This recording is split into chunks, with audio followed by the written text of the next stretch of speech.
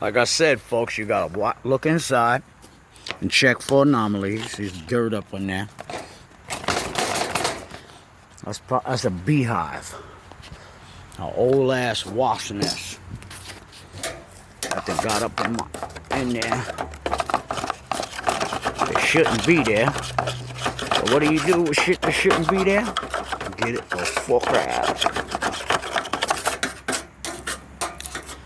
Like I said, you can see the hive right here. That's the beehive. You see it? The honeycomb.